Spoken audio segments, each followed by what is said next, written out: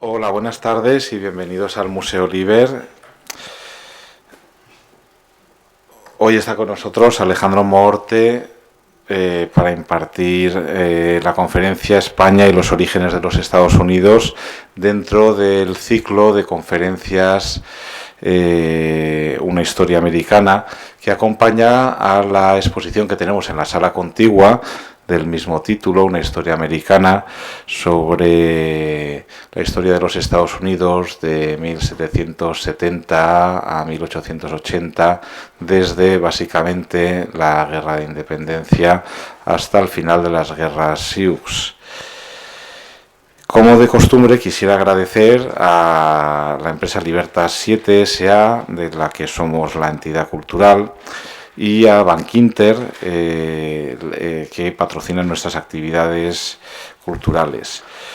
Quería agradecer a Alejandro, que es un asiduo de nuestras conferencias y que ya muchos de ustedes ya conocen, y por supuesto a ustedes por estar con nosotros esta tarde. Para presentar a Alejandro, él es un colaborador habitual de Liber. Él es un gran conocedor de la historia, es miembro de la Asociación Cultural de Amigos del Museo Histórico Militar de Valencia y también pertenece a sus grupos de recreación histórica. Ha sido cocomisario de la exposición Batallas de Napoleón, que se expuso en Liber en 2012, y como ya he comentado, es un asiduo colaborador en diversos aspectos de las labores que aquí realizamos. Y sin más dilación le voy a ceder la palabra. Muchas gracias. Bueno, pues muchas gracias, Alejandro. Gracias a ustedes por venir. Espero que pasemos un buen rato juntos, que es lo principal. Y sobre todo, pues hemos venido todos a aprender, yo incluido. Y desde luego he aprendido mucho con todo lo que he ido encontrando a la hora de preparar esta conferencia. Como casi siempre me pasa, porque nunca lo sabes todo. Eso es lo que te das cuenta cuando en cuanto más escarbas, más encuentras. Bien, y nada, y empecemos. Aunque mucha gente no sea consciente de ello, la presencia de España en el territorio de los Estados Unidos actuales se extendió durante nada menos que 300 años. Y si contamos Puerto Rico, que tiene la condición de Estado Libre Asociado, nunca se sabe, ¿es americano, es norteamericano? No queda muy claro. Pues si contamos Puerto Rico ya nos pondríamos en 400 años, lo cual, pues ya son palabras mayores. Los españoles fueron los primeros en trazar las costas del Atlántico y del Pacífico y contribuyeron al conocimiento del interior de Norteamérica. De hecho, la presencia española precedió a la propia existencia de los Estados Unidos de América y aportó un apoyo decisivo para su propio nacimiento como nación independiente.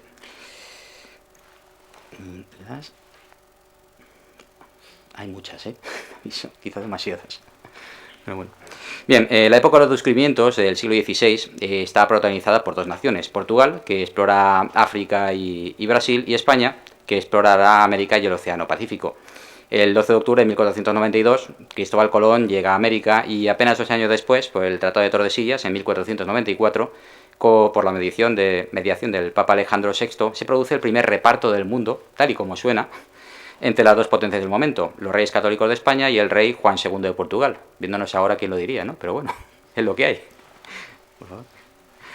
Bien, la Europa del momento está saliendo de la Edad Media. Y estamos hablando, claro, en torno a 1500, 1492.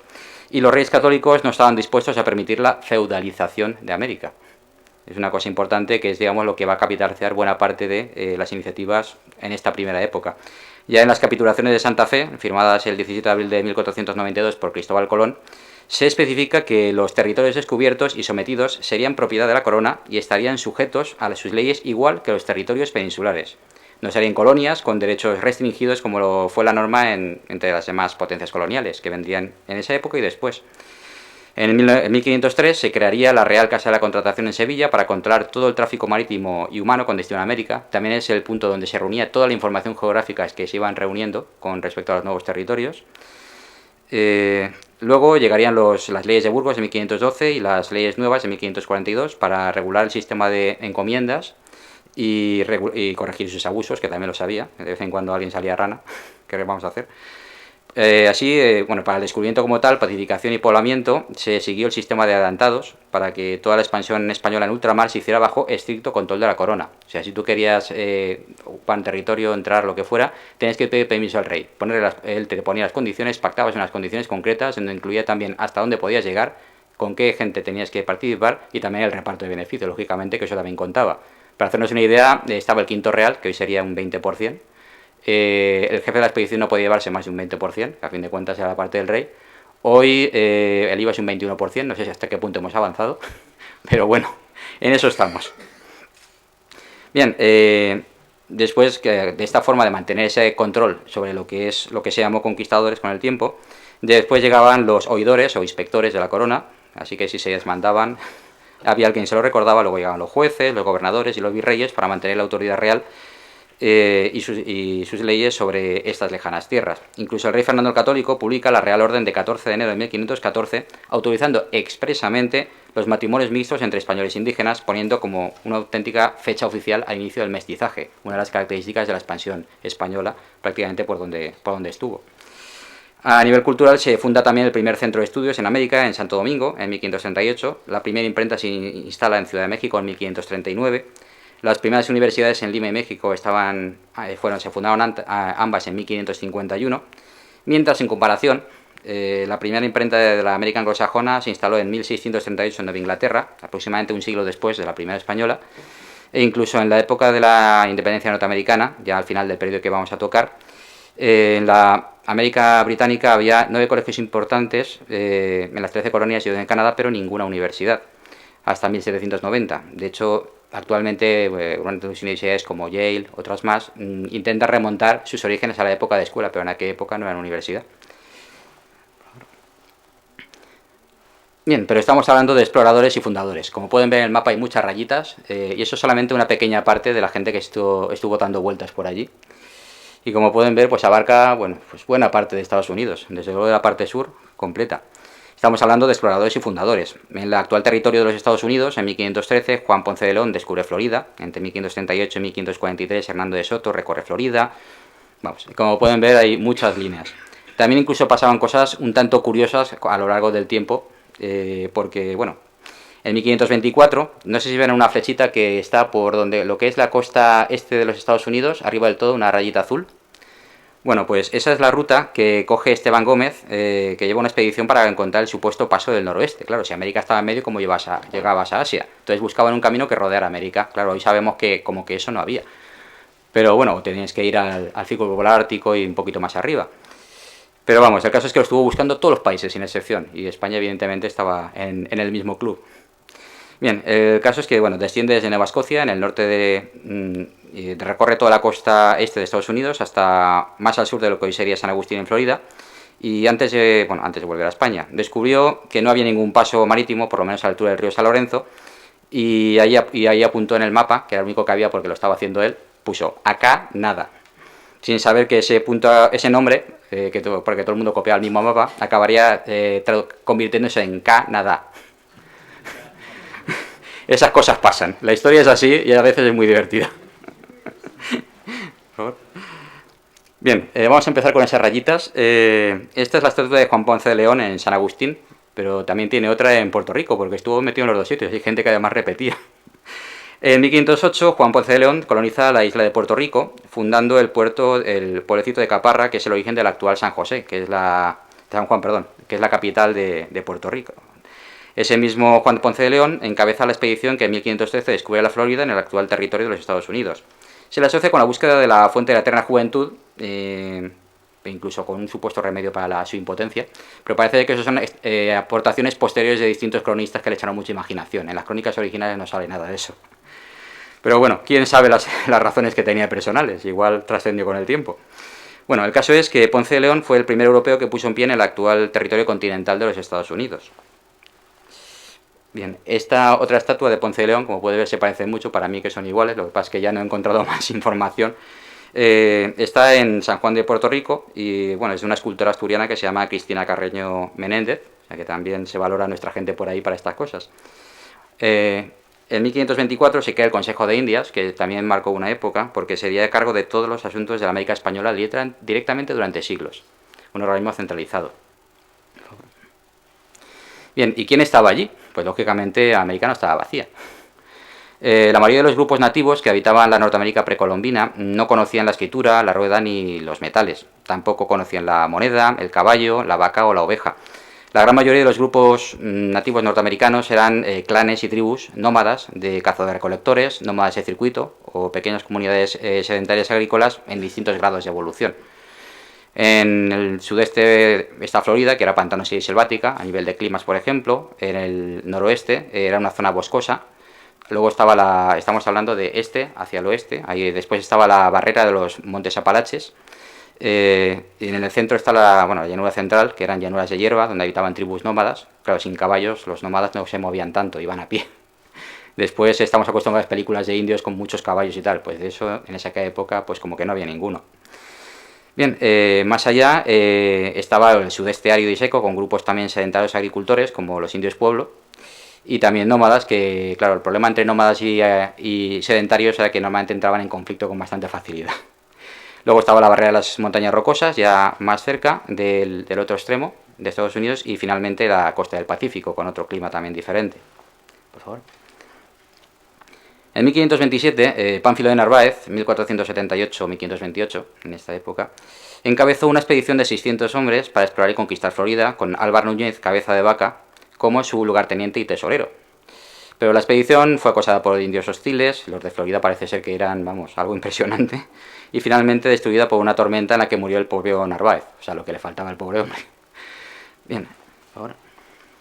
Durante varios años, cabeza de vaca, el tesorero, ya ves tú, gente que parece que iba a ser un poco el jefe, en cierto modo, pues vivió como esclavo de las tribus nativos. Hasta que un día se reunió con otros 6 compañeros que han pasado la historia, Dorantes, Castillo y un mulato llamado Estebanico, que originalmente era esclavo, pero evidentemente cuando eran 4 y tenían que sobrevivir se olvidaban las condiciones rápido y era simplemente 4 más haciendo lo que podían. Y juntos emprenden un viaje que duró meses y años hacia el oeste, hasta que tras 9 años de aventuras, en 1536 encontraron partidas españoles que les llevan a México. Allí comienza a escribir en su Odisea, en el libro Naufragios y Comentarios, donde describe las costumbres de las tribus que encontró a su paso, así como los interminables rebaños de bisontes, a los que llama vacas. Claro, nadie había visto ninguna. ¿Qué nombre le ponían a eso? Y lo más parecido era la vaca. Bueno, pues cabeza de vaca, mira tú por dónde, ha quedado para la historia como el primer europeo que recorrió el sur de los Estados Unidos y el primero que vio un bisonte. Por favor. Bien, en mayo de 1539, Hernando de Soto y su expedición de 570 hombres y mujeres también llegaban también cerca de lo que hoy es Tampa, en Florida. Por cierto, cerca está Cabo Cañaveral. No sé si tendrá algo que ver eso de lanzarse al espacio del mismo sitio que llegaban los españoles a América, pero bueno, esas cosas también pasan. Bien, fue el primer explorador en traer animales domésticos en una expedición a Norteamérica y recorrieron por tierra Florida, Georgia, Carolina del Sur y del Norte. Hacia el oeste atravesaron la cordillera de los Apalaches, esa que parecía que era una barrera casi infranqueable para muchos que padecieron por allí. Y recorrieron Alabama, marcharon hacia el sureste en mayo de 1541 y llegó al río Mississippi, al que bautizó como Río Grande de Florida. Grande es, eso desde luego. Y Florida, evidentemente le ponían las fronteras un poco que querían. Cuanto más lejos, más grande la Florida. Y siguieron explorando durante un año más, recorriendo Luisiana hasta llegar a los alrededores de lo que es actualmente Houston, en Texas. Prácticamente todo lo que es el triángulo sur-este de Estados Unidos. Y después volvió hacia el Mississippi. Durante el viaje, más de la mitad de la fuerza expedicionaria no sobrevivió, hablando suave. Y el mismo de Soto cayó enfermo y finalmente murió el 21 de mayo de 1542. Claro, el tema está en que cuando se va el jefe, ¿qué hacen los demás? Pues directamente lo que hicieron, los indios si lo ven lo van a desenterrar y van a hacer cualquier cosa, lo metemos en un tronco hueco, lo metemos en el fondo del Mississippi, que a fin de cuentas lo ha encontrado y es grande. De ahí que lo encuentra él ya tienen complicado y dijeron, ¿y ahora qué hacemos? Pues a Cuba, que aquí no nos ha perdido nada. Ya lo hemos pasado bastante mal. Y así acabó esa expedición, pero claro, marcó un hito, porque fue la expedición de los que más kilómetros recorrió en toda la época. Por favor.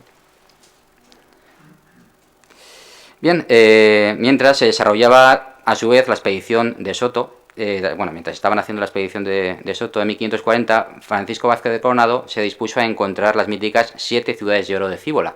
Había mitos, eso sí que era verdad, y además parece ser que, tanto Cabeza de Vaca como un fraile que se llamaba Marcos de Niza, pues le echó bastante imaginación y empezó a correr la voz y todo el mundo veía oro por todas partes. Encontraron lo que encontraron, que ya lo veréis. Pues encabezó una expedición que incluía 336 soldados españoles, cientos de indios y un gran número de caballos, mulas, ovejas y ganado. O sea, había que llevar algo detrás que se pudiera comer, aparte de ayudar al transporte. Coronado recorrió lo que hoy en día son los estados de Arizona, Nuevo México, Texas, Oklahoma y Kansas. Ahí están las rayitas que se recorre buena parte del territorio. Pero encontró muy poco oro, plata o cualquier otro tipo de riquezas. De hecho, durante este periplo llegó a estar bastante cerca de la expedición de Hernando de Soto, pero no llegaron a encontrarse en ningún momento. Te hubiera venido muy bien a de Soto, desde luego. Bueno, el caso es que en 1542 Coronado envió un pequeño grupo de 12 hombres al mando de García López de Cárdenas hacia el suroeste, y así fue este grupito el primer grupo de europeos que divisó el Gran Cañón del Colorado, que fueron los primeros, bueno, realmente los que lo descubrieron. Los indios evidentemente lo conocían de sobras, pero claro, los primeros europeos fueron ellos. Finalmente, la expedición regresó a México ese mismo año de 1542. En su informe a la corona, Coronado, valga la redundancia, afirma que las tierras en las que encontró, todo lo que encontró, bueno, eran muy pobres en metales, para la agricultura bastante poco, pero potencialmente eran bastante aptas para la cría de ganado, lo cual veremos que tendrá sus consecuencias. Como podéis ver, no solamente iban a por oro, si se encontraba vale, pero si no. Bueno, poco después, Menéndez de Avilés, como adelantado y gobernador de la Florida, arribó finalmente el 28 de agosto de 1565 con 12 barcos y 1000 colonos, o sea, como podéis ver, una expedición ya grandecita, que estaba formada, bueno, religiosos, civiles, militares, fundando la población de San Agustín, que es actualmente la ciudad más antigua de los Estados Unidos, literalmente, y se lo tienen bastante a gala, por cierto. Sí, por favor.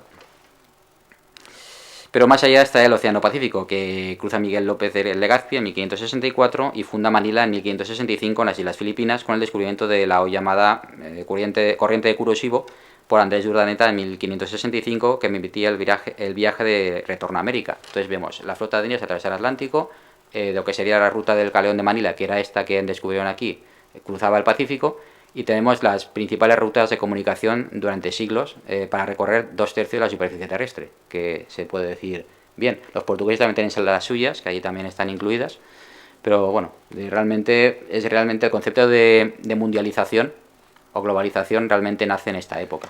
Por favor. Bien, Juan de Oñate, desde Santa Bárbara en México, como podéis ver es una estatua, pero os apreciaréis ahora un poquito después a la siguiente fotografía el tamaño que tiene. Espera. De todas maneras.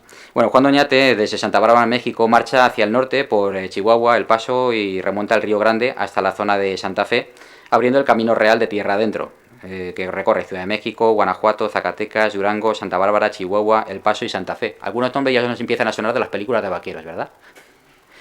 Bueno, pues apuntaos porque realmente hay razones para ello. Bien, Oñate establece colonias en Río Grande e introduce los primeros caballos en las llanuras norteamericanas, lo cual también tendrá sus consecuencias, como veremos. En el aeropuerto del Paso se levanta una estatua en honor de Juan Ponce de León, que es esta que vemos aquí, obra del escultor John Sheriff Hauser, realizada entre 1997 y 2006, no es que tenga muchos años precisamente, que es la estatua ecuestre más alta del mundo, con 10 metros de altura y un peso de 18 toneladas de bronce. Pasa, por favor. Aquí, sí, bueno, esta es la ruta de la expedición. Como podéis ver, me he ido, siguiente, por favor. Aquí ya podéis tener una idea más aproximada del tamaño de la figurita. Y, otra más, por favor. Aquí, bueno, de hecho este es un aventurero español, Miquel Silvestre, que, bueno, si hizo la foto podemos apreciar un poco la idea del tamaño que tiene. Es uno de los viajeros y escritores más interesantes que hay. También tenemos nosotros a Antonio Penades, hay que decirlo. También podemos presumir de lo que tenemos, qué caray.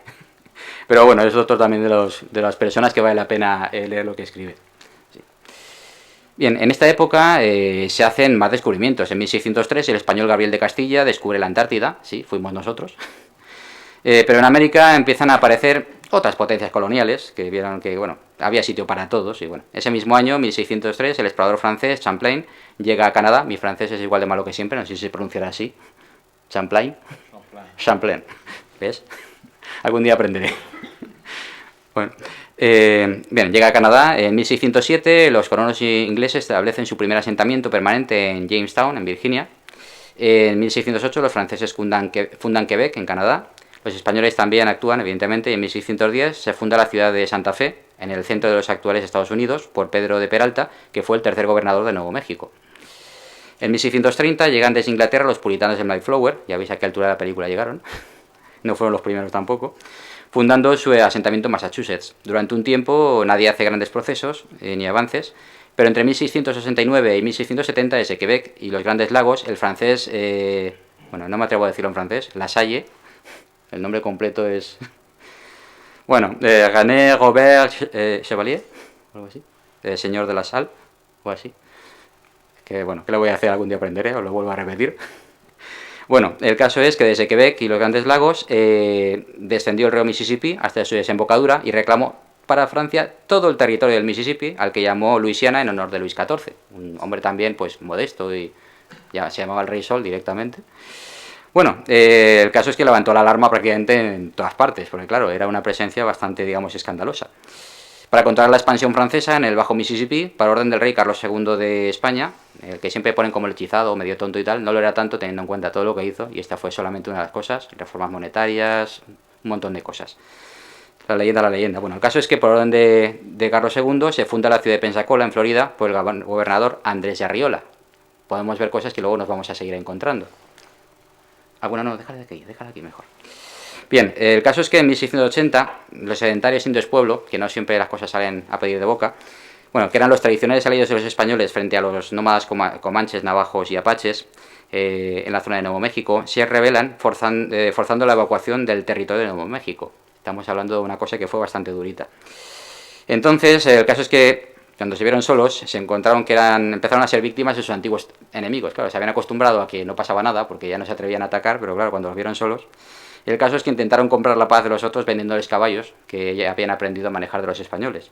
Ese fue el momento en que directamente, bueno, todos los indios de las llanuras empezaron a tener cada vez más caballos y empezó la cultura que vemos en las películas de los indios a caballo. Los Sioux y compañía estaban más al norte, pero claro, en esta época lo que son los comanches pasaron a ser una auténtica potencia regional. Y aquellos con esos no... Bueno, era muy peligroso jugar. El caso es que, en vista de la situación, apenas 12 años después de la revuelta, en 1692, los pueblos se aliaron de nuevo con España, por la cuenta que les traía, y esta vez fue ya definitivamente, volviendo a las misiones, los presidios militares y los colonos españoles a la región, de los que hablaremos aquí un poquito. Por favor. Esto es un asentamiento pueblo, por cierto. Bien, en la década de 1680 y 1690, el padre Eusebio Francisco Quino, que además de predicador, había sido cosmógrafo y un geógrafo bastante bueno, hacía mapas y lo demostró. Bueno, el caso es que exploró la Pimería Alta en el sur de Arizona y en el norte de México, fundando más de 20 misiones. El hombre era religioso, además de todo eso. Quino dio a los nativos de la región de Pima caballos, ganado y cultivos nuevos como el trigo, además de la religión católica, la lengua española y la suya, por cierto, que también se encargó de hacerles una gramática. También cultivos nuevos como el trigo, además, bueno, de un nuevo modelo de asentamientos y de vida, ya que esa zona eran pueblos nómadas. Este empezó a sedentarizarlos y sobre todo les enseñó una forma de vivir que les permitía integrarse en el mundo moderno de la época. Por todo es considerado como el primer colonizador de Arizona y de hecho su imagen está en lo que es en la Galería de Estatuas del Congreso de Washington como símbolo de su estado, de Arizona. Sí, por favor. En el siglo XVIII, los reyes de la nueva dinastía borbónica, este es aquí Felipe V, aquí tenemos una situación de amor y odio con él, pero bueno, estamos en Valencia. Bueno, el caso es que implantaron desde 1700 reformas en todos los órdenes. Había empezado ya Carlos II, también hay que reconocérselo, a pesar de la fama que le echaron. Bueno, a nivel comercial, los borbones españoles crean compañías monopolísticas, compañías comerciales, aunque nunca tuvieron ejércitos y flotas propias como en otros países, ya que aquí aquello era monopolio de la corona desde la época de los reyes católicos. Y además toma como objetivos principales en política exterior, por un lado la recuperación del continental y por otro la defensa de los territorios de América, que es lo que nos interesa ahora. Por favor. Esta es una de las, bueno, una publicación posterior de la cédula de creación de una de las compañías, en concreto de la Real Compañía Guipuzcoana de Caracas. España tenía compañías comerciales desde principios del siglo XVIII. Bien, ante la presencia francesa en el Bajo Mississippi, que hemos comentado, los españoles también avanzaron en Texas. En 1718-19, el gobernador de Texas, la verdad es que hay fechas que están un poco hundidas en la leyenda, se sabe que está en esa época, pero no se conoce exactamente el momento. El caso es que el gobernador de Texas, Martín de Alarcón, supervisó la fundación de una misión, San Antonio de Valero, que después sería conocida como El Álamo. Eso suena, ¿verdad? Pues era una fundación española. Además, junto a un presidio, que era un cuartel, ahora tenemos otro significado para la palabra, y un pueblo llamado San Antonio de Béjar, actualmente la ciudad de San Antonio, en Texas. Por favor. Bien, en Florida, la ciudad de San Agustín, aquella que se fundó en 1565, había prosperado y servía de base para la implantación de misiones que fueron convirtiendo y pacificando a los belicosos indios de la zona de Florida. Otras potencias coloniales europeas avanzaron también, atacaron San Agustín, que fue destruida varias veces, pero bueno, cada vez que era destruida era reconstruida de nuevo. Para los españoles era un punto importante. Y así, bueno, pues sin embargo, realmente pronto empezaría a destacar por una fortaleza, que al final, claro, había que construirla, y por una cosa que realmente poca gente conoce. Fue la esperanza de libertad para los esclavos de la América anglosajona. Por favor. Los asentamientos británicos en la costa este norteamericana se iban acercando y los ataques aumentaron. Ante tal amenaza, el rey Carlos II de España, otra vez él, ordenó en 1672 la construcción del castillo de San Marcos, que es este tan majete que vemos, una de las fortalezas más potentes de Norteamérica, para que sirviera de refugio y protección a la población. Por favor, siguiente. Pero lo que digamos aquí nos llamaría más la atención, además de esa gran fortaleza, es este pequeño asentamiento del que hoy solo queda pues recreaciones de la imagen que tenía. La población de San Agustín, de hecho, era escasa, era realmente un pueblecito con una fortaleza enorme. Y el gobernador Juan Márquez de Cabrera aceptó como soldados a la milicia de la ciudad a voluntarios mulatos y negros, incluso siendo legalmente esclavos. La esclavitud era algo legal y aceptado en la época, en todos los países sin excepción, en España también, pero las condiciones de vida de los esclavos en territorio británico eran mucho peores que en el territorio español. En 1687, un grupo de esclavos fugados de las plantaciones británicas de las Carolinas pidió refugio a las autoridades españolas de San Agustín, siéndoles concedido si se unían como hombres y mujeres libres a la construcción del castillo de San Marcos. Toda piedra hace pared, literalmente. Desde ese momento, el goteo de esclavos fugados fue en aumento, convirtiéndose en San Agustín y en concreto su castillo de San Marcos en símbolos de la libertad para muchas personas que decidieron jugarse el tipo, porque evidentemente si les pillaban tenían muchos problemas de vida, básicamente. Bien, siguiente. Bien, también los ataques británicos fueron en aumento, gracias, bueno, por esta situación. Y durante la Guerra de Sucesión Española de 1700 a 1714, los británicos fueron rechazados en San Agustín por el castillo de San Marcos. Pero se centraron las fuerzas británicas en la destrucción de las misiones españolas en las llamadas masacres de Apalache. Ese es el nombre histórico que tiene, lo que pasa es que son muy poquito conocidas, arrasando el interior de Florida, que quedó literalmente despoblado. O sea, así las jugaban en aquella época los anglosajones. Bien, ante tal amenaza británica se funda en 1626 la Milicia Negra de San Agustín, ya que habían tantos, pues había que organizarlos.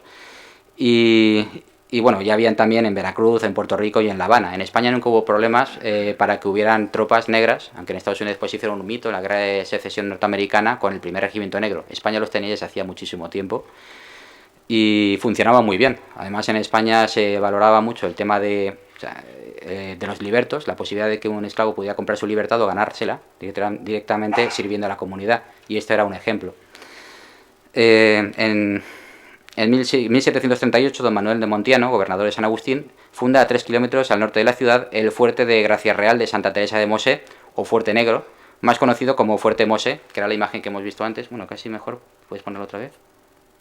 Que era directamente, bueno, pues un asentamiento, las murallas eran de tierra, no eran de piedra, pero digamos que a nivel defensivo era bastante más que una empalizada. Bien, estaba poblado por un centenar de antiguos esclavos negros y sus familias, como una guarnición uniformada bajo bandera de la corona española, con tropa y oficiales negros. Fuerte Mosé es así el primer asentamiento de negros libres de todo el continente americano, lo cual es muy poquito conocido, y su media existencia era todo un insulto para los esclavistas anglosajones, que evidentemente se pusieron la señalita de que aquello había que hacer algo con eso. Sí, ahora, por favor. Bien, en 1739 estalla la Guerra de Asiento o Guerra de la Oreja de Yankees, como le llaman los británicos, o los anglosajones en general, y en 1740 los británicos vuelven a atacar San Agustín, decididos a aniquilar toda resistencia. El gobernador don Manuel de Montiano evacúa a tiempo Fuerte Mosé, en vista de todo lo que le caía encima, y ordena a toda la población refugiarse en el castillo de San Marcos, estableciéndose el asedio el 13 de junio de 1740. Los 600 defensores españoles e indios aliados, no eran más, con 50 cañones resisten el bombardeo continuo, pero no habían dicho su última palabra, y en un ataque nocturno que se produjo el 25 al 26 de junio de 1740, al estilo de las célebres encamisadas que se hacían desde hacía bastante tiempo en las fuerzas españolas de todo el mundo, una fuerza de 300 hombres, entre soldados, milicianos de San Agustín y de Fuerte Mosé e indios llamasé aliados, que también España tenía aliados indios, mandados por los capitanes Antonio Salgado del Real Ejército y Francisco Menéndez de la Milicia Negra de San Agustín. De hecho, él era el oficial de Fuerte Mose al mando y era negro, de hecho un antiguo esclavo. De hecho, bueno, era nacido en África, esclavizado en las Carolinas, fugado, convertido al catolicismo, unido a las fuerzas españolas, y después empezó a destacar hasta que acabó de oficiar al mando de un puesto, lo cual no es un historial nada malo, como podéis ver, y más en aquella época. Bueno, el caso es que recuperaron Fuerte Mose aplastando a las fuerzas británicas que lo habían ocupado, rompiendo lo que es el cinturón de asedio británico de un solo golpe. Desde ese momento el asedio británico estaba condenado al fracaso y se levantó poco después. Estaban todas las cartas jugadas y sabían de lo que había. En esa misma guerra, en 1741, apenas un añito después, mucho más al sur, en Cartagena de Indias, don Blas de Lezo y don Sebastián de Aslava protagonizarían la mayor derrota británica del siglo, que decidiría el curso de la guerra en el Caribe a favor de España. Bien, eso evidentemente se sigue recordando en San Agustín. Aquí tenemos recreadores, yo soy recreador. No sé si alguna vez me habéis visto vestido de una cosa rara de vez en cuando. Sí. Estamos haciendo una lección de historia cada vez que hacemos estas cosas, y también en Florida, en Estados Unidos, hay muchísimos grupos de recreación, y estos en concreto recrean las uniformidades que utilizaba la milicia de San Agustín, y de hecho, si podéis ver el tricornio, llevan una escarapela roja, que era el símbolo de lo que es las unidades de la corona española, las unidades militares. Y donde, bueno, igual que los británicos lo llevaban negra por la dinastía Hanover, los franceses lo llevaban azul, los holandeses la llevaban naranja. Casualmente, bueno, son los colores de las camisetas normales de las selecciones de fútbol de hoy en día. No sé si tendrá algo que ver, pero bueno, la casualidad está ahí. Sí, exacto, es la Casa Orange en Holanda. Bien, bien, ahora, bueno, vamos a seguir un poquito más adelante. Bien, el caso es que volvería a la guerra después, y en 1756 estalló la Guerra de los 7 Años, que en América enfrenta a Gran Bretaña y Francia, ya que en principio España permanece neutral, pero los constantes ataques británicos a la navegación mercante española pues hacen que en 1761 España entre en la guerra. Ya reinaba Carlos III, pero la cosa salió mal. Los británicos directamente asaltaron La Habana y Cuba, en Cuba, y Manila en Filipinas. La guerra terminó en 1763 con la paz de París, marcando el inicio del ascenso británico como ya potencia internacional, e intercambiándose territorios en América como que en cambiacromos. Las cosas, la diplomacia es la que es. Inglaterra devuelve La Habana y Manila a España a cambio de que España le entregue la Florida, incluida San Agustín, por la que habían luchado. Evidentemente los negros que estaban participando en la defensa decidieron que no se les había perdonado nada allí, y lo que es la corona española les financió su asentamiento en Cuba, donde todavía quedan descendientes de ellos. No estaban dispuestos a aguantar un gobierno británico e incluso que los volvieran a esclavizar. Ya ves, españoles tenían esclavos, pero no eran igual de esclavos en un sitio que en otro. Pero bueno. Y al cambio, bueno, España obtuvo de Francia la Luisiana. Francia perdió Canadá en esa guerra. Si habéis visto El último mohicano, la película, está ambientada en esa guerra. Y al final la ganaron los británicos, ¿qué se le va a hacer? ¿Y por qué hemos puesto ahora un religioso? Además, con esa actitud así más... Bueno, pues este señor es Fray Junípero Serra, en su estatua que tiene en el Golden Gate Park de San Francisco. España continuaba su expansión en la zona de California, justo al otro extremo. En 1769 parte de México la expedición encabezada por el marino Diego de Portola y por Fray Junípero Serra, que es este señor, fundando ese mismo año la misión de San Diego de Alcalá, hoy conocida simplemente como San Diego. Evidentemente es mucho más que una misión. Y bueno, como misionero, Fray Junípero Serra fue incansable, fundando una docena de misiones para la evangelización e instrucción de los indios de California, al estilo de lo que había hecho el padre Quino, también anteriormente. Otra más, por favor. Y bueno, evidentemente todo eso se ponía por escrito, quien busca encuentra, y te encuentras, bueno, pues las hazañas de aquella época y aquella gente, buena parte de ellos se pusieron por escrito, y hay mucha publicación que puedes encontrar en PDF. Lógicamente está fuera de derechos de autor porque tiene bastante más de 100 años y te lo encuentras en los sitios más inesperados, pero bueno. Bien, por favor. Pero ¿qué tipo de asentamientos hacía España en esa zona? Como podéis ver, no es un toro de Lidia precisamente. Los de Lidia no tienen un pedazo de cuernos tan grandes. Ya en la expedición de Coronado, en 1542, se apreció que el territorio de Nuevo México era poco apto para el cultivo y no contenía metales preciosos, precisamente, más bien piedras y poquito más, pero que tenía posibilidades para la cría de ganado. Así aparecieron en el territorio las manadas de vacas que derivaron en los actuales llamados longhorns, que son todo esto que hay aquí, pastoreados por jinetes al estilo de los garrochistas andaluces, que con el muchísimo tiempo después empezaron a ser llamados cowboys, ya en inglés, con sus ranchos y todo ello, pues inicialmente en el Nuevo México español. O sea, fue una herencia que después fue transformada y cambiada de idioma. Por favor, siguiente. Bien, otro elemento importante del modelo de asentamiento español en la zona era la misión, desde la que además de propagar la religión cristiana católica entre los indígenas, se enseñaba a cultivar la tierra, a pastorear el ganado, a cultivar nuevas especies agrícolas, a trabajar los metales, música, lengua, tanto española como nativa, editándose gramáticas y catecismos en las lenguas indígenas. Este concreto es un catecismo hecho en la lengua traducido, bueno, lengua timucua, que es una de las lenguas principales de los nativos de Florida, y castellana, porque claro, aquí, que se lo entendieran todos por lo menos. O sea, son catecismos bilingües y fue para la época una novedad bastante extraña el preocuparse de qué hablaba esa gente que se supone que eran inferiores para ciertas mentalidades. Bien, simplemente en esas misiones lo que se hacía era todo lo que permitiera al indígena integrarse en lo que era el mundo moderno de la época. Siguiente, por favor. Y esto que vemos aquí, que tiene tan poca presencia, es lo que se llamaba un presidio. El presidio no era una prisión, era pues un fuerte. Los ranchos y las misiones estaban aislados y debían afrontar el riesgo de estar en la frontera con las incursiones sobre todo de indios nómadas. Para ello se fundaron los presidios o guarniciones militares españolas, desde las que operaban un tipo especial de soldados a caballo, los dragones de la cuera. Auténticos centauros de las llanuras que patrullaban la frontera enfrentándose a cualquier amenaza y ejecutando expeditivas represalias, llegando en sus persistentes persecuciones. Normalmente cada dragón de la cuera llevaba 6 caballos para ir turnándolos detrás cuando hacía estas expediciones. En cuanto agotaba un caballo, pasaba otro y con el peso seguían la persecución y mientras el caballo iba descansando al trote. Bueno, el caso es que con este tipo de expediciones, sobre todo de persecución, hay noticias de que pudieron llegar incluso a la lejana frontera con Canadá, desde la frontera de México, para que os hagáis una idea de cómo funcionaba aquella gente.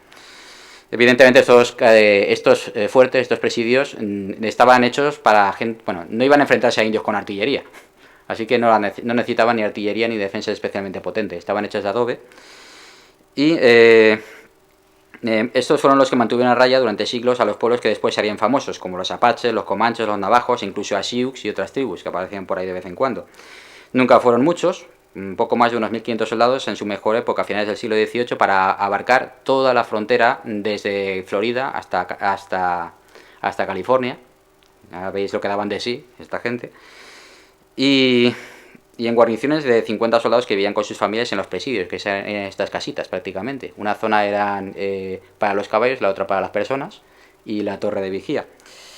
Esta gente eran voluntarios que firmaban un contrato de enganche por 10 años y su composición étnica reflejaba la de ese mundo de la frontera. Aproximadamente un 40% eran españoles o criollos descendientes de españoles y el otro 60% era una amalgama de mestizos, mulatos, negros y muchos indios hispanizados que defendían aquella lejana frontera de la corona española. ¿Quién iba a decir a un indio de las llanuras que jamás había visto cultivar la tierra que podía llegar a ser un soldado de la corona? Pues sí, eso pasó. Y buena parte de esta gente eran ellos. Entonces, claro, que decían, claro, conocían las costumbres, sabían manejar arcos, a veces se dejaban el mosquete y preferían utilizar su propio arco. Eso pasaba, parece ser. Y a veces se hacían pasar por indios siendo soldados españoles, porque de hecho eran indios cuando hacía falta. Eso también pasaba. Bien, por favor. Este sería un dragón de la cuerda. Esta es una ilustración de en torno a 1780, que digamos era la imagen que tenían ya a finales, bueno, prácticamente en esta época que estamos ya tratando. En la época, de hecho, de la guerra de independencia norteamericana. En esta época ya las cueras eran mucho más cortitas. La cuera era una defensa de cuero, como suena, de varias capas de espesor. Los españoles cuando llegan a América, una de las cosas que encuentran es que las corazas de metal, que siempre sacan en las películas, no se bien para gran cosa. Aparte de que eran carísimas y pocos conquistadores podían permitírselas, se oxidaban, bueno, eran pesadísimas y al final lo que hicieron fue, y te lo ves en cuanto ves cualquier testimonio de la época, como la crónica verdadera de la conquista de Nueva España, que es un conquistador que decidió, después de cansarse de ver tonterías en cronistas de la época, en torno a 1600, escribir lo que él vio durante la conquista de México por Cortés, porque era uno de los que participó. Entonces lo que hacían era directamente comprarles corazas de algodón a los indios, o se las hacían ellos, y eso era fresco, aguantaba flechas, que podía parecer un acerico de esto de poner alfileres, y eso era mucho más práctico. Las cueras eran la evolución de aquello, se hacía con cuero directamente, porque en esta zona no había plantaciones de algodón, como en México, y aguantaba un flechazo con bastante eficacia. Con el tiempo se hicieron haciendo más cortitas, cada vez más ligeras, y esta es la que llevaría que era prácticamente un chaleco. Bien, todo este entramado de pueblos, ranchos y misiones, por favor, y presidios formaba toda una red que abarcaba toda la frontera, convenientemente organizada por las autoridades españolas del Virreinato de Nueva España y la propia corona. Aquí vemos las zonas de asentamientos. Siguiente. Y como era España en aquella época, sí que ya era el papel de los papeles, todo se organizaba, España en aquella época era más conocida por ser muy legalistas, extremadamente, a pesar de la fama que actualmente echamos, y todo se ponía por escrito, y lo cual es una gran ventaja para los historiadores. Bien, sí, bueno, este en concreto es en 1781, que es más o menos contemporáneo del Gradón que hemos visto antes y de la Guerra de Independencia norteamericana. Por favor. A su vez, este entramado estaba unido por vías de comunicación como toda la América española. Era lo llamado Camino Real Intercontinental, para darle un nombre a todo el entramado en conjunto, que llegaba desde Argentina y Chile hasta México, donde en su frontera norte se dividía en 3 rutas: el Camino Real del Pacífico, al oeste, por California hasta San Francisco; el Camino Real de Tierra Adentro, hasta Santa Fe, que es el del centro, vamos, literalmente; y el Camino Real de los Texas, que hacia el este, hasta San Antonio, que al final tuvo una prolongación hasta Nueva Orleans, ya en el Mississippi. Bien, estas rutas hoy en día, por favor, están reconocidas como rutas históricas en los Estados Unidos actualmente, incluso se promocionan como rutas turísticas, igual que está la ruta 66, está también la ruta 80 y el otro número que desde aquí no lo veo, la verdad, que son, digamos, actualmente rutas de comunicación que siguen las rutas españolas de la época, de un extremo a otro, literalmente, de América, y ellos lo reconocen, no tienen ningún problema en esa zona. La teoría oficial de Estados Unidos se hace en la zona noreste de Estados Unidos, que evidentemente está fuera de aquí. También ellos tienen sus pequeños piques entre ellos al respecto. Bien, por favor, el siguiente.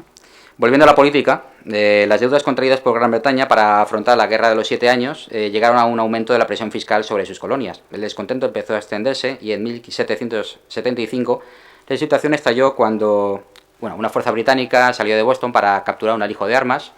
El caso es que se encontraron a unos cuantos milicianos en Lexington que dijeron que no estaban dispuestos a que aquello pasara. Claro, los ingleses les pasaban por encima, mataron a 8 milicianos, pero fueron los primeros tiros de lo que después sería la Guerra de Independencia norteamericana. El caso es que sí, los británicos llegaron hasta Concord, que fue donde capturaron el alijo de armas, se lo llevaron a Boston, pero claro, el camino de vuelta empezaron a aparecer más y más milicianos de Massachusetts que se dedicaban al tiro al blanco contra el casaca roja. Cuando llegaron a Boston se encontraron con que ya había una buena cantidad y empezaron a bloquear la ciudad. Aquello fue el inicio de la Guerra de Independencia norteamericana a nivel militar. Sí, un momentito. El caso es que en mayo de 1775 se reúne el Segundo Congreso Continental en Filadelfia, que asume funciones ya de gobierno, encargando el mando del ejército continental a un coronel de la milicia de Virginia de apenas 43 años y escasa experiencia militar. Le llamaban George Washington. El 4 de julio de 1776 se firma la Declaración de Independencia de los Estados Unidos. Benjamin Franklin, por lo menos en inglés me defiendo mejor, se convierte en el primer embajador buscando apoyo en Francia y, adivináis, en España también. Pero España tenía su propia política. Por orden de la corona española, los virreyes de Nueva España, México, José de Gálvez y Antonio María de Bucareli, habían extendido la presencia española hacia el oeste con la ocupación de California ante la presencia rusa, sí, habían rusos en el Pacífico en ese momento, y británica en el Pacífico, y reforzando lo que son las defensas en toda la frontera frente a los crecientes ataques de comanches, apaches, navajos y todas las tribus indias de la zona que estaban en auténtica efervescencia. Si había que afrontar otra guerra con Gran Bretaña, sería en las mejores condiciones, con las mayores garantías y sobre todo a su debido tiempo. Bien, siguiendo esta política, en 1752 se fundó, entre otros presidios, el de Tubac, en la actual Arizona, que después tendría un papel importante. Juan Francisco de la Bodega navegó por el Pacífico hacia el norte, recorriendo toda la costa oeste de los Estados Unidos hasta Canadá. La ciudad de San Francisco de California fue fundada en 1776 por José Joaquín de Moraga y el 4 de septiembre de 1781 don Felipe de Neve, gobernador de California, fundó la ciudad de Los Ángeles. ¿A que todas esas no suenan? Bueno, pues ya sabéis de dónde salen. En esta época, durante el reinado de Carlos III, el territorio gobernado por la corona española alcanza sus mayores dimensiones, siendo uno de los más grandes de la historia. De hecho, entre 1740 y 1790 tiene unos 20 millones de kilómetros cuadrados, que es unas 4 veces el tamaño máximo que tuvo el Imperio Romano. Bien, siguiente. Bien, en octubre de 1775, don Juan Francisco de Anza, al mando del presidio de Tubac, que pasó prácticamente a tener un protagonismo propio en esta época, en Arizona, dirigió un grupo de 2 guías, 20 soldados, 2 religiosos y 240 colonos con animales de granja, abriendo una nueva ruta a California recorriendo San Diego, Los Ángeles y Monterrey, llegando al año siguiente, en 1776, colonos a la región recién fundada San Francisco, y él mismo funda San José de California en 1777. Sí. Siguiente, por favor. Aquí vemos lo que hubiese sido una recreación de qué imagen podía tener la expedición. Estaban los dragones de la escuela de escolta, don Juan Francisco de Anza, que estaba al mando de la expedición, evidentemente, pues soltando su discurso a los colonos y a la tropa, y el aspecto que podía tener un poquito la gente de la época. Bien, siguiente, por favor. Y aquí un poquito los 3 pilares que tenía lo que es la expansión española en aquella zona, lo que es el soldado de la cuera, los misioneros y los colonos. En su caso, también una colona que las mujeres también contaban, lógicamente.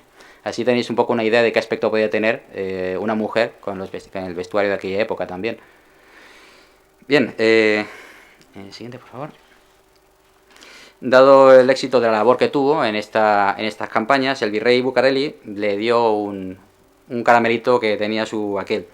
Lo nombró gobernador de Nuevo México con una misión específica: resolver el problema de los ataques indios sobre los ranchos y pueblos que amenazaban con despoblar todo el territorio de colonos. Básicamente, aparte de robar caballos, también secuestraban mujeres y niños, básicamente, y aquello estaba provocando un auténtico pánico en la población y la gente estaba huyendo, literalmente. Era un auténtico problema y grave. Bien, siguiente, por favor. Y esto no era el 7º Caballería, evidentemente. Esto era los dragones de la cuera haciendo su trabajo. Tras 2 años de preparativos y escaramuzas, en 1779, don Juan Bautista de Anza reunió una tropa de un centenar de dragones de la cuera de diversos presidios e indios pueblo, que ya volvían a ser tradicionales aliados de España, y tras dar un largo rodeo por el territorio de otras tribus, incluso enemigas de España. El tío era muy bueno colándose, había vivido toda su vida allí, de hecho había nacido en la zona de Nuevo México, Anza. Bueno, dio un rodeo por territorio de otras tribus y entró en el territorio apache por el lugar que menos esperaba todo el mundo, y tras 2 combates, en el que sorprendió directamente al núcleo duro de los apaches, de un jefe que se llamaba Cuerno Verde, que era el que dirigía el fuerza principal que atacaba, pues el caso es que los aplastó y murió en el combate este jefe, que era Cuerno Verde, lo cual pues fue un golpe de efecto enorme. El resto de las tribus comanches decidió firmar un pacto con los españoles, visto esa demostración de lo que podían hacer, y los navajos, que eran otro pueblo muy peligroso, también decidieron seguir su ejemplo. O sea, si les ha pegado a estos como nos pilla a nosotros... Bueno, el caso es que, reforzados con sus dragones, con los indios pueblo y además ahora con comanches y navajo, porque este también de toda piedra hacía pared, aprovechaba todo, se lanzó contra los apaches hasta que finalmente en 1786 firmaron un acuerdo al que después se unieron también los indios Ute de las Montañas Rocosas. O sea, estamos hablando de todos los indios de la zona, literalmente, que podían dar algún problema. Fue la llamada Paz Anza, que duró durante todo el resto del dominio español en el territorio. Y fueron unos cuantos, bueno, hasta 1820 aproximadamente, la independencia de México. Bien, siguiente, por favor. Pero hoy en día Juan Bautista de Anza es sobre todo conocido por ser el fundador de facto de San Francisco. Siguiente, por favor. Aquí le vemos esta imagen. Yo la verdad es que le encuentro un cierto parecido a don Fernando Boán, que lo tenemos por aquí cerca. Entonces, bueno, digamos que se presta. Don Fernando, no, sí, no lo veo, bueno, sí que lo veo, sí. Le ha salido un imitador, pero bueno, por lo menos el que le hizo Bueno, el caso es que, volviendo un poco, estas personas son conocidas en su zona, y hemos visto que a Coronado le pusieron un pedazo de estatua realmente enorme en El Paso. Pues, siguiente, por favor. Esto evidentemente se recuerda. Actualmente hay grupos de recreación histórica que recrean los dragones de la cuera. El tema es que se hace todo en inglés, que es una pena, pero bueno, el caso es que actualmente el idioma predominante allí es él. Pero claro, cuando buscan raíces nos encuentran a nosotros, que estamos muy lejos, pero estábamos ahí entonces. Y tienen dedicado, de hecho, un día del año que es el Anza Day, y una ruta que es el Anza Trail, que es la ruta que siguió para llegar hasta California desde el presidio de Tubac, que se sigue haciendo pues desde rutas a caballo, es una ruta turística hoy en día también, y una forma de recordar el origen español de la presencia, bueno, toda aquella época. Bien, siguiente. Y eso incluye directamente a reconstruir directamente enteros, hay grupos enteros de recreación a caballo, que son dragones de la cuera hoy en día, con la cuera larga, que es la típica con la que se suelen representar. Siguiente, por favor. Y bueno, ya volvemos, digamos, a la parte dura. Nos estamos acordando de que a la vez que estaba pasando todo esto, ya estabilizada la frontera que estaba preocupando al gobierno español, podían volver a encargarse de lo que tocaba, un poco. Bien, mientras esto pasaba, en el este norteamericano la guerra seguía. El rey Carlos III de España y su primer secretario, el conde de Florida Blanca, tenían sus propios planes sobre la guerra con Gran Bretaña. No se habían olvidado del tema, ¿no? Por su parte, el Congreso norteamericano, el 10 de mayo de 1775, decidió adoptar el real de a8 o peso duro de plata, al que los anglosajones llamaban Spanish Dollar, como moneda de referencia, con una equivalencia de 4 chelines hispánicos en relación con la libra esterlina británica, y que ya circulaba extensamente en toda Norteamérica. Era una moneda de cambio incluso a nivel internacional, porque claro, el comercio español era importante. Siguiente, por favor. Aquí tenemos una de esas monedas, una acuñada de Carlos III en 1762, que era probablemente de las que estarían más habitualmente en uso en esta zona. Podéis ver que tiene en una de las partes dos columnas con una bola del mundo en medio. En aquella época la corona española se hablaba también de ambos mundos, Europa y América. Y las columnas eran plus ultra. Había una inversión simplificada de esta moneda que se acuñaba sobre todo en México. Esta, digamos, era la bonita, que directamente tenía las dos columnas sin mundo en medio, y las dos cintas del plus ultra estaban enlazando a las dos columnas. Claro, la cinta, si la ponían más grande, que acabó siéndola, para que se leyera bien lo de plus ultra, que la moneda a fin de cuentas era una moneda y no era grande, que era de plata, y eso costaba una pasta, acabó siendo lo que es el actual símbolo del dólar. Las dos rayitas, que eran las columnas, y la S, que era originalmente la cinta del plus ultra. Ya veis que también tenemos presencia en esas cosas. Bueno, el caso es que en 1776 los británicos, habíamos acordado que los estaban bloqueando en Boston, pues decidieron evacuar Boston y reunieron sus fuerzas en Nueva York para hacer un núcleo duro militar. Por su parte, Washington en ese momento apenas tenía 5.000 soldados continentales, que era, digamos, el núcleo fiable de su ejército, y una amalgama de milicias locales casi incontrolables, que era el núcleo grande del ejército norteamericano de aquella época. Además, el Congreso Continental no tenía estructura financiera ni capacidad para producir los suministros necesarios para mantener una guerra. La guerra se hace con dinero, no, por mucho valor que tengas, con piedras no vas muy lejos. El apoyo español a los rebeldes empezó, de hecho, en 1776, cuando oficialmente no estaban relacionados con el tema, organizando suministros que pasaban de contrabando a los rebeldes norteamericanos. Las rutas partían de puertos franceses, ellos sí que estaban en guerra, bueno, estaban más o menos más interesados oficialmente en el tema, y entonces se utilizaba una empresa tapadera, como podéis ver no hemos inventado mucho hoy en día, que se llamaba Roderique Hortadez. Parece que el nombre se lo había puesto un francés y había escrito mal el nombre español. Bueno, que esas cosas pasan. Y bueno, pasaban por el puerto de Bilbao, donde se cargaba lo que es el material, a través de la familia de comerciantes Gardoqui, y de ahí iba a La Habana, y de ahí a Nueva Orleans, que en ese momento era territorio español, donde el gobernador Luis Unzaga organizaba el contrabando remontando el río Mississippi, llegando de esa manera a los rebeldes norteamericanos, remontando el Mississippi. Esa era la ruta de abastecimiento principal del ejército rebelde. Bien. Como podéis ver, bueno, también se trabajaba bajo mano. Bien, a través de la casa Josep de Gardoqui e hijos, España envió a los Estados Unidos 120.000 reales de a8 en efectivo y órdenes de pago por valor de unos 50.000 más para respaldar la deuda pública estadounidense. La guerra se hace con dinero.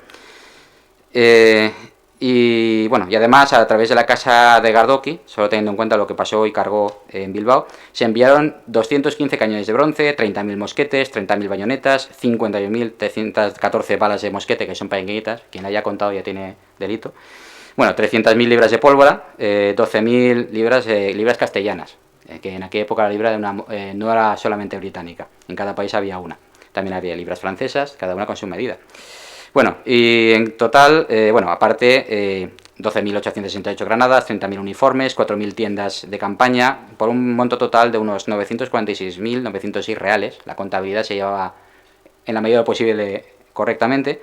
Y cuando Bernardo de Gálvez, que empezamos a escuchar su nombre ahora, fue nombrado gobernador de la Luisiana en 1777, aumentó aún más el apoyo español a los rebeldes. El ejército americano que ganó la batalla de Saratoga fue así en su mayor parte armado y equipado por España. Curioso, ¿verdad? Bien, además, en todo el territorio de las 13 colonias se operaban casas comerciales españolas, tanto de peninsulares como de criollos americanos. En este marco, los españoles Juan Miralles, que acabaría siendo amigo personal de George Washington, y Eligio de la Puente, ambos al servicio de la corona española, formaron una red de espionaje mediante la cual Washington recibía información que de otra manera nunca hubiera podido estar a su alcance. Ellos tenían sus rings, que se llamaban los anillos informadores, en su zona, pero claro, a este nivel que funcionaba el servicio de secretos de la corona española, eso era jugar en primera división. Bien, bueno, así evidentemente se podía cruzar el Delaware, Washington, con mucho más confianza. Siguiente, por favor. Bien, entre el 19 de septiembre y el 17 de octubre de 1777, en la batalla de Saratoga, las fuerzas norteamericanas, al mando de Horatio Gates y Benedict Arnold, vencen a los británicos y mercenarios alemanes de General Burgoyne, dando un golpe de efecto importante a la guerra. Tras esta batalla, en febrero de 1778, un poquito después, Francia firmó una alianza con los colonos y el 12 de abril de 1779, por el Tratado Secreto de Aranjuez, también lo hacía España. Ambas partes se comprometían a apoyar a los norteamericanos con subsidios en dinero y equipo por valor de 2 millones de libras tornesas a aportar a partes iguales por las dos cortes. Carlos III entró oficialmente en guerra con Inglaterra ya el 16 de junio de 1779, dispuesto a apoyar económica y militarmente a los norteamericanos de las 13 colonias. Los objetivos que España en esta guerra se había planteado eran debilitar a Gran Bretaña por un lado y expulsarla de Menorca, Gibraltar, el Golfo de México y en concreto dentro de Florida, las Bahamas, Honduras y Jamaica. Como podéis ver, se habían anotado una lista de la compra un poco larga.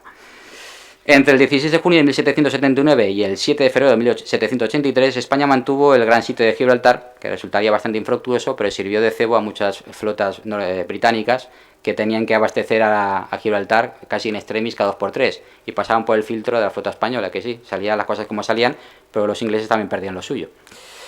Bien, pero el primer gran golpe a los británicos lo protagonizó la Real Armada Española cuando la flota de don Luis de Córdoba, el 9 de agosto de 1780, capturó el doble convoy británico del almirante John Murray, que iba a ser guerra para sostener la guerra en América. Prácticamente, bueno, fue un auténtico desastre para lo que es la capacidad logística británica, que directamente se quedó sin abastecimiento, sin dinero y sin reemplazos durante prácticamente todo un año. Y eso evidentemente se notó en la guerra. El 27 de agosto de 1779, Bernardo de Gálvez, gobernador y coronel del regimiento fijo de Luisiana, había reunido una fuerza de poco más de 1000 hombres, en su mayoría milicianos con unos pocos soldados veteranos, que había que cubrir muchos frentes, y comenzó directamente las operaciones militares desde Nueva Orleans para eliminar las guarniciones británicas del Mississippi. Sucesivamente, el día 7 de septiembre tomó la pequeña fortificación de Fort Butte. El 21 de septiembre, tras 3 horas de bombardeo, se rindió el Fort New Richmond de Baton Rouge, que estaba a unos 100 kilómetros de Nueva Orleans. Y acto seguido, la guarnición británica de Fort Parmoor de Manchac, un poquito más al norte, directamente se presentó para decir dónde hay que firmar, que nos rendimos. Bueno, el caso es que en poco más de 20 días había despejado todo el río Mississippi y Gálvez fue ascendido a brigadier, lo que sería hoy un general de brigada, por la hazaña, porque realmente lo era. Bien, el siguiente objetivo lógico era Pensacola. El siguiente objetivo sería Fort Charlotte de Mobile, en Alabama, esta vez ya con 1500 soldados de Luisiana y Cuba, a la que poco después se unirían otros 500 soldados del Regimiento de Infantería de Línea de Navarra, ya directamente venidos de España. Y bueno, pues el bombardeo empezó el 17 de marzo de 1780 y tras 3 días bajo el fuego, Fort Charlotte se rindió el 14 de marzo, otra más a la lista. El siguiente objetivo lógico era Pensacola, que el general británico John Campbell ya evidentemente esperaba, que lógicamente no era tonto. Había reforzado las fortificaciones en Fort George, que es la principal fortificación de Pensacola, con los reductos Príncipe de Gales y la Reina, o sea, bueno, Prince of Wales and Queen, construyendo Fort Barrancas, por cierto, el nombre era español de origen, que controlaba la entrada en la bahía, que realmente iba a ser un obstáculo importante. También aumentó el tamaño de la guarnición, originalmente formada por los soldados británicos, con mercenarios alemanes del regimiento de Waldeck, milicianos realistas de Maryland y Pensilvania, trasladados hasta allí, que evidentemente debilitó la posición británica en el frente central, más al norte, así como indios Creek y Chickasaw de la zona, sumando en total algo más de 3000 hombres, la fuerza que consiguió reunir. Tras un primer intento frustrado por un huracán en octubre de 1780, que las cosas no salen bien a la primera, que se lo va a hacer, el caso es que ya al año siguiente, el 28 de febrero de 1781, una flota de 36 navíos de guerra y transporte salió de La Habana bajo el mando de don José Calvo de Idizábal, mientras las tropas de tierra estarían bajo el mando de don Bernardo de Gálvez. Evidentemente había demostrado que en tierra era bastante bueno, por lo que habíamos visto. Esta era la disposición normal en la época, un mando para la flota y otro para la fuerza de tierra, lo hacían todos los países. De hecho, en Cartagena de Indias ambos bandos funcionaban igual. Los británicos por un lado y los españoles también, Bernardo de Gálvez y Sebastián Eslava, uno para el mar y otro para la tierra. Cada uno evidentemente era lo mejor en su campo. Bien, el caso es que el 4 de marzo llegaron ante Pensacola y la flota empezó un duelo artillero con Fort Barrancas, que era el que bloqueaba el camino. El caso es que el 9 de marzo empieza el desembarco y ante la proximidad de un huracán, que esa zona era muy proclive a ello y había que tomárselo muy en serio. De hecho, el anterior intento lo había destruido un huracán. Menos mal que solo se hundió un barco, parece ser, pero el resto había que buscarlos por todo el Caribe. Bueno, el caso es que la flota española decidió entrar directamente a la bahía de Pensacola para refugiarse del huracán, entre otras cosas, porque estaba completamente a merced de él. El caso es que el 11 de marzo lo intentó, pero el navío de 64 cañones, San Ramón, que era el más poderoso de la flota, está a punto de encallar en los bajos fondos de la bahía, con lo que hubiese quedado completamente a merced de las baterías británicas que hubieran podido hacer tiro al blanco con el navío más poderoso de la flota española, que no hubiera podido ni moverse. El caso es que, bueno, evidentemente eso había que tomárselo en serio. Hubo una discusión entre don José Calvo y Idizábal de que a ver si la flota entraba o no entraba, porque aquello era bastante peligroso. Entonces Bernardo de Gálvez decidió tomar la iniciativa, afrontar la entrada de la bahía encabezando con su propio barco, el Galveston, lo que es la entrada de la flota, mientras Idizábal, con el pesado San Ramón, se quedaba fuera. Y eso fue al final lo que hicieron. Finalmente Idizábal lo que hizo fue directamente con ese barco que no podía entrar en la bahía, directamente se fue de La Habana. Luego ya hay historias y tal que se dedican a aumentar el voltaje de las discusiones y tal. Parece ser que era simplemente una cuestión más práctica. El que puede entrar entra y el que no. No. Que el navío más grande estaba al mando del jefe de la flota, que era Idizábal.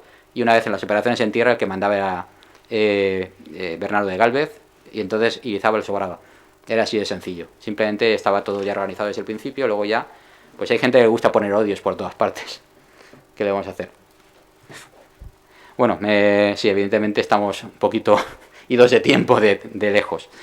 Bien, el caso es que voy a hacerlo lo más rápido que pueda. Lo siento, disculpad.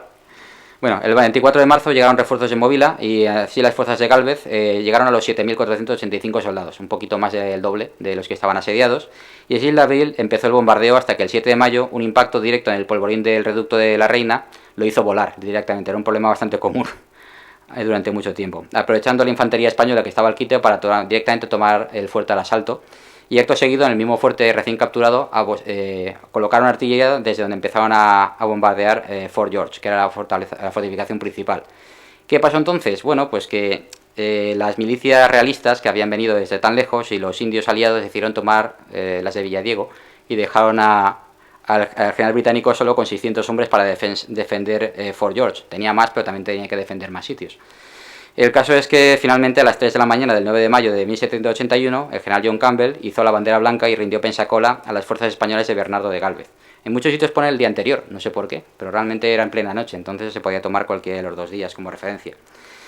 Esto evidentemente había costado algo, 74 muertos y 800 heridos para los españoles, y los británicos 120 muertos, 400 heridos y un torno a 3.000 prisioneros. O sea, ahí no, todos cayeron.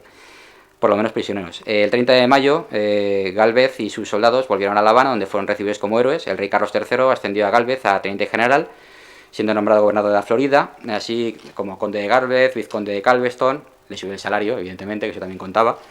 Pero además le concedió en recuerdo de su entrada en la bahía, que podía poner en su escudo personal de armas la leyenda "Yo solo", con la que ha pasado la historia. Esto, digamos que sería una representación. Bueno, es que lo conocéis del cuadro, ¿verdad? Sí, me sale el nombre del pintor. Bueno, el caso es, exacto, Ferrer Dalmau, exacto. Y tenéis una aproximación de qué aspecto podía tener la batalla en ese momento. Bien, vamos a ir un poquito rápido, si puedes ir dando un poquito, ya sin interrupción, ya hasta el final. Bien, el caso de la batalla de Pensacola no había sido la última que hicieron las tropas españolas en esta guerra. En las operaciones, bueno, en esa época también las tropas españolas al mando del conde de Crillon recuperaron Menorca, forzando la rendición de la guarnición británica. Después también, bueno, también en esa época, en 1781, el 28 de septiembre, en el frente central de la Guerra de Independencia Norteamericana, el núcleo de operaciones del ejército británico, del general Cornwallis, con 8.000 soldados británicos, fue bloqueado en Yorktown por una fuerza de norteamericanos y franceses. El caso es que seguimos recordando que la guerra se hace con dinero. El general Rochambeau, que era el que estaba junto con Washington al mando de las fuerzas de asedio, tuvo que pedir al almirante de Grasse francés que consiguiera dinero donde fuera, porque no tenía ni para comer, para mantener el asedio. De Grasse fue a Haití, consiguió algo de dinero, pero ni de broma lo suficiente. Entonces lo que hizo fue directamente ir a Cuba, contactar con un agente español, don Francisco de Saavedra, que organizó una colecta y consiguió reunir en un solo día 1.200.000 libras tornesas de plata, con lo que se mantuvo todo el resto del asedio y parte del resto de la guerra, en 24 horas. Sí, sí, bueno, eso es también parte de leyenda, me temo, pero vamos, que la parte financiera era la parte que manejaban mejor los españoles en esa época. ¿Quién lo iba a decir también hoy? Pero bueno, esas cosas pasan. Finalmente Cornwallis se rindió el 19 de octubre de 1781 y así desaparecía el núcleo de la Fuerza de Operaciones Británica en el frente principal de la guerra en América. Tras Yorktown realmente hubo más de una batalla todavía, porque os acordáis de la lista de la compra española, ¿no? Bueno, pues el caso es que estaba la base naval británica de Nassau en las Bahamas, por lo que una flota española procedente de La Habana al mando de don José de Cajigal entró en el archipiélago y el 12 de mayo de 1782 tomó Nassau, cayendo finalmente esa base naval británica prácticamente sin un tiro. Las cartas estaban ya jugadas y los británicos decidieron no afrontar un asedio ni un combate. En 1783 ya se preparaba la expedición española contra Jamaica, cuando ya el gobierno británico oficialmente pidió la paz y el inicio de negociaciones, así que había que bloquear todas las operaciones de la diplomacia, y eso se tomaba en serio en aquella época. Finalmente, por la paz de Versalles, del 3 de septiembre de 1783, este es el Tratado de Paz, que también se publicó en España. Esta es una copia, bueno, la imagen, la portada que tenía de la publicación que se hizo en España. El 3 de septiembre de 1783, Inglaterra tuvo que reconocer tanto la independencia de los recién nacidos Estados Unidos de América como su derrota frente a España y Francia. Ahora ya hasta el final. Entonces llegaron, digamos, los homenajes y muchas cosas más. Esto realmente es un poco una representación de lo que fue el nacimiento de los Estados Unidos ya como país independiente, que nace con este tratado. Siguiente, por favor. Y esto ya son distintos monumentos a Bernardo de Gálvez. Este está exacto, yo solo, en español, y esto está en Pensacola, donde ahora todo el mundo habla inglés. Siguiente, por favor. Y esto, bueno, hay recreadores allí, esto directamente se le hacen homenajes. Este directamente fue el alcalde de Macharabiaya, que es de donde procede la familia Gálvez, que eran toda una familia que estaban metidos en todos los sitios, que le hicieron un homenaje. Esto está en Fort George, la fortificación principal que se rindió a Bernardo de Gálvez. Siguiente, por favor.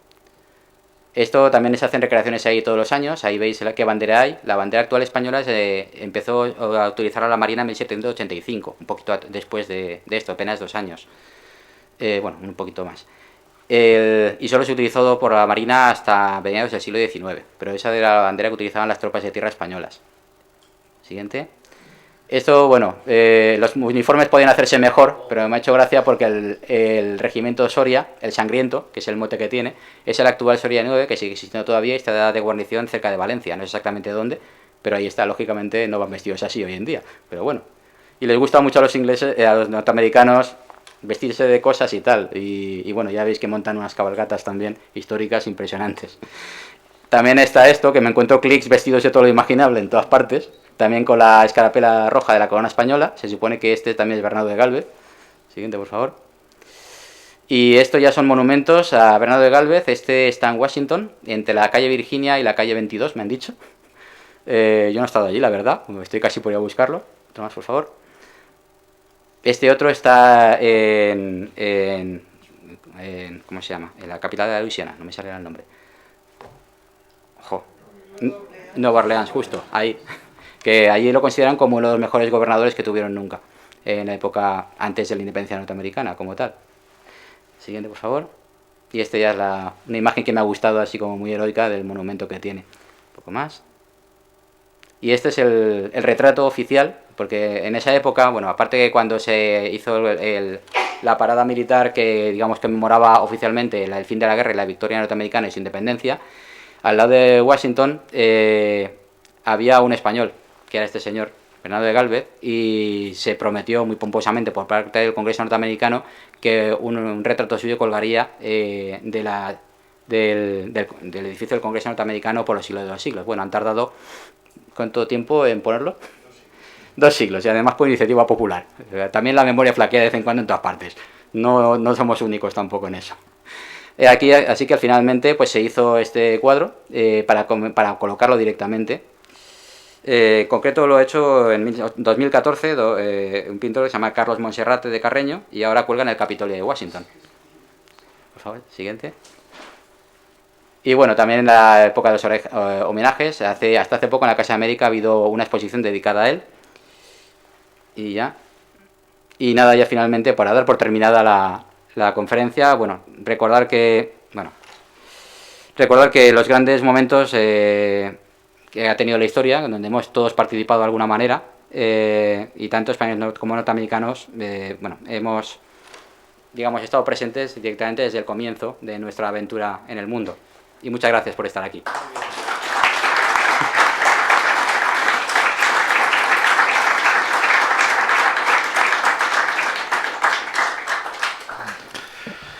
También le hemos hecho un pequeño homenaje en la exposición contigua a Bernardo de Gálvez en miniatura. Sí. Además, don Fernando Oban es el autor de la pieza, que es algo, fuera de serie. Ya lo sabemos todos los que lo conocemos. Bueno, pues vamos a abrir el turno de preguntas y de intervenciones. Sí, un momento, bueno, empieza tú. No, un momento, el micro. Sí, es para que se le pueda grabar. Sí, un momentito, por favor. Empezamos aquí y luego detrás. Perdona. Yo quisiera hacer unas puntualizaciones porque, aunque lo has expuesto muy bien, y para que me las corrijas si estoy equivocado, pero no hemos destacado bastante el papel de España, que fue todavía más profundo si nos fijamos en unas cosas, respecto a Francia, por ejemplo. Tú hablas allí con la gente, en general, menos los que sean eruditos, y siempre destacan mucho los franceses. Hay que tener en cuenta una cosa, primero. El problema fue que el marqués de Aranda, que le daba el dinero a Benjamin Franklin, estaba entonces de embajador en Francia, con lo cual parecía que esa gran cantidad de dinero que enviaba, mucha gente confusionismo de que si venía de España o no venía. Eso de Florida Blanca era primer secretario del rey, o sea, no era embajador, era bastante más que eso. No, pero cuando estuvo... Sí que estuvo en su momento embajador sí, pero bueno, cuando negoció con Franklin, estaba allí de embajador y ayudó. Y luego, cuando Carlos III abiertamente, 2 años después, ya declaró la guerra, es cuando ya envió desde todos los sitios. Hay que tener en cuenta que cuando con ayudas y tal, tomaron Boston hacía 3/4 partes de los barcos ingleses, con lo cual... Porque claro, por la madera y todo que tenían allí, con lo cual los ingleses tenían que hacer, como tú muy bien has dicho, un suministro a distancia. Problema que tenían, que sin embargo los arreglos de los barcos que eran americanos se hacían en Cuba y tal, con lo cual tenían una facilidad de reposición enorme. O sea que eso es un papel que si no hubiera estado España con ellos tampoco hubieran podido tener ni dinero ni armamento. Pero luego la parte importante, como te has dicho, de Juan de Miralles, es que hicieron un cordón dentro de las 13 colonias, más aparte un cordón marítimo con bergantines y goletas, y gracias a eso pudieron avisar a la flota francesa que estaban a punto de caer en una, que fue lo que de verdad aportaron los franceses, la flota allí cuando ya tenía problemas la marina inglesa, que avisaron, y gracias a eso obligaron a Washington a hacer una serie de ataques que impidieron salir a la escuadra inglesa de los puertos, porque si no hubieran destruido la escuadra francesa y nos hubiéramos quedado sin dominio marítimo. Claro. No solo hicieron eso, sino que además, al conseguir dominar todo el delta del Mississippi, sobre todo destacando una figura que la has nombrado al final, pero no bastante, que es Juan Manuel de Cajigal y Montserrat, que fue el que de verdad físicamente llevó a las tropas adelante a tomar el Pensacola, por ejemplo, y luego se encargó de lo de Nassau. Bloquearon completamente el que tuviera ayuda Yorktown, y allí cayeron porque no podían recibir ni por el mar, ni por dentro, digamos, de la zona sur del Mississippi, que estaba bloqueada, con todos los que habían hecho de Baton Rouge y todo, y no pudieron entrar tampoco. O sea, todo eso son cosas de españoles. De todas maneras, es que claro, si lo ponemos todo, estamos aquí una semana. Entonces, no, claro. Te lo digo porque el peso de España, que cuando vas ahí no lo reconocen frente a la verdad, fue muy superior. O sea, entiendo que no lo hemos destacado bastante y no se le reconoce bastante. Aunque le hayan hecho, que esté Galveston, aunque esté figuras, no se reconoce bastante. Sí, sí, estamos de acuerdo. Sí, sí, por favor. Sí, Ahora, todo lo que ha dicho este señor es cierto. Lo que ocurre es que, claro, en primer lugar los norteamericanos sienten una admiración verdaderamente descomunal por todo lo francés. Sí, eso ha sido. Y en segundo lugar, los españoles somos pues muy dejados, muy tirados, en fin, vale. Respecto al tema de la batalla de Yorktown, en el magnífico catálogo de la exposición que ha salido al final, viene un artículo muy interesante sobre la financiación de toda la guerra, pero muy pormenorizado, ¿no? Y entonces, concretamente en la batalla de Yorktown, la flota del almirante de Grasse le estaba desertando porque no cobraban. Y el ejército de George Washington le estaban desertando porque de entrada no cobraban. No cobraban y no comían, además. Claro, además no tenían pertrechos ni mantas para invierno. No tenían municiones, estaban en una situación pero muy precaria, ¿no? Sí, y ya antes, entonces, lo que hace España, y concretamente en Cuba, una suscripción popular y el virrey y toda la historia, es que le paga a Grasse para que pague a sus marinos y la flota esté operativa, y a George Washington le mandan armas, mantas, medicinas y dinero para que pague a sus tropas. De modo que la batalla de Yorktown, sin quitar nada de mérito a los que participaron en ella, ¿no? Pero evidentemente no hubiera podido tener lugar sin esto. Por cierto, que en Yorktown, entre las bajas de los aliados vencedores, hubo más franceses muertos que norteamericanos. Yo creo que también hubo gente que se lo ocurrió más que otros, pero bueno, luego ya está la leyenda. Y luego incluso también cuando el ejército norteamericano recibe, el de Washington, recibe varios golpes fuertes a lo largo de la guerra, se refugia en un sitio que se llama Valley Forge. También, claro, el abastecimiento que llegó ahí para mantener en pleno invierno toda esa fuerza donde se estaba reconstruyendo el ejército norteamericano vino por el Mississippi. Adivina de dónde vino. Pues ya la... Y por lo demás hay mucho más que decir, pero es que si no... Es que ya veis la hora que se me ha hecho. Pues, lo siento por todos vosotros. Lo siento, Alejandro. Pero bueno, había que decir un poquito de todo, por lo menos para poder llegar a algo. ¿Alguien más se anima? Sí, por favor. Sí, micrófono. A ver, dos brevedades. La primera, cualquiera de los dos sabios Alejandros. Yo es que creo que efectivamente las guerras se hagan con dinero. Es mucho más fácil de minusvalorar u olvidar que la presencia de los hombres. Sí. Entonces quizá la enorme admiración recíproca y el respeto recíproco entre las dos madres de la democracia que son Francia y Estados Unidos no se tiene con España por la falta de un soldado español en las 13 colonias. Sí, quizá faltó que los españoles se los viera en Nueva Inglaterra. Si creéis que la situación entre España y Estados Unidos hubiera sido distinta, si hubiéramos sido suficientemente astutos como para que hubiera un Lafayette español. Es posible, sí. Y dos, en el mapita de los presidios españoles, concretamente el número 3, es Tucson, que es una ciudad bastante poco conocida. Lo digo porque antes del amanecer Zulú ya hubo una gesta de defensa heroica contra inmensas hordas de salvajes, con perdón para ellos, que fue la defensa española de Tucson durante las guerras apaches, y de eso no hay películas. ¿Cuándo nos vas a regalar una charla al respecto? Como podéis ver, podríamos estar mucho tiempo hablando, pero sí, Tucson, y también El Paso, Santa Fe, por ejemplo. Luego no las películas, Camino de Santa Fe, fueron las principales rutas que atravesaban Estados Unidos en diagonal durante todo lo que es la conquista del oeste, que evidentemente Santa Fe estaba ahí por algo, ahí estaban los españoles. Y efectivamente sí, si hubiera habido tropas españolas en Yorktown, probablemente los hubiesen recordado también. También hay que tener en cuenta que Francia tenía sus unidades militares concentradas en Yorktown y España estaba abarcando Menorca, todo lo que es el Caribe. Tenía muchos más sitios, de hecho movilizó muchas más tropas que los franceses, pero claro, no puede llegar a todo. Luego también, ¿cómo lo explicaría? También aparte, claro, España dejó de ser potencia a partir de 1820. Luego también las circunstancias después, con los norteamericanos hemos tenido nuestros más y los menos. La caída de Florida como tal es una historia que, es un poco triste. Pero bueno, en cualquier caso, Francia sigue manteniéndose como potencia y se han sabido vender toda la vida muy bien. De hecho, hasta Clinton fue el primer presidente norteamericano que su cocinero personal no era francés. Para que veáis hasta qué punto se saben vender. Y es que en el fondo Francia había renunciado a tener colonias en América del Norte a partir de la Guerra de 7 años. Sí. Y entonces allí decidieron luchar junto a los futuros estadounidenses mano a mano.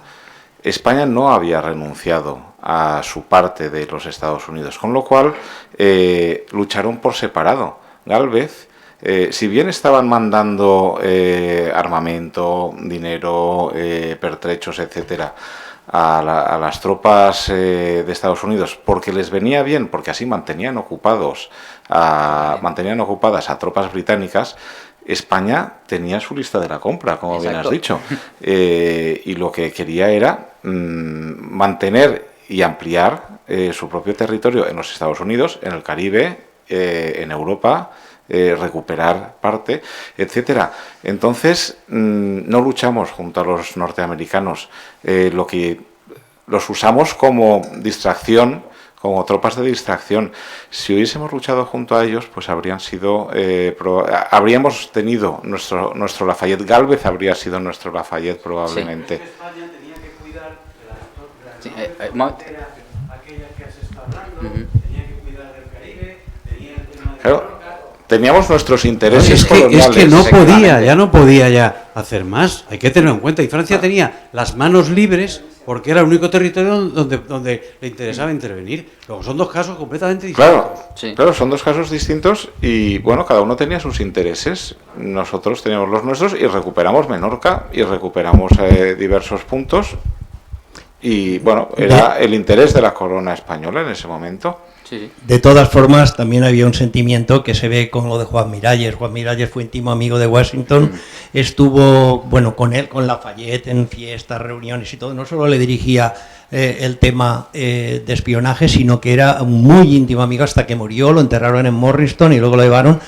Y sin embargo, el mismo secretario de Washington no lo destacaba en nada, porque parecía que ser católico y español no era muy prudente el relevarlo. O sea, que había ya un antagonismo a destacar los hechos españoles. Y no olvidemos que hemos dicho que se terminó en Nassau con la conquista de Juan Manuel, pero el punto ya final, que fue el que hicieron que se retiraran, fue cuando el almirante Rodney quiso intentar conseguir Cuba con su escuadra y luego subir para arriba, y cuando fue derrotado en Cuba ya se retiró. O sea que realmente los hechos fueron tan relevantes que parece mentira que no estén destacados allí. Eso es lo único que... Y se dieron prisa en firmar la paz porque allí tanto Francia como Inglaterra como los propios Estados Unidos ya habían conseguido sus objetivos y les daba miedo que España pudiese conseguir más. Entonces puede decir que España estaba lanzada. Entonces, claro,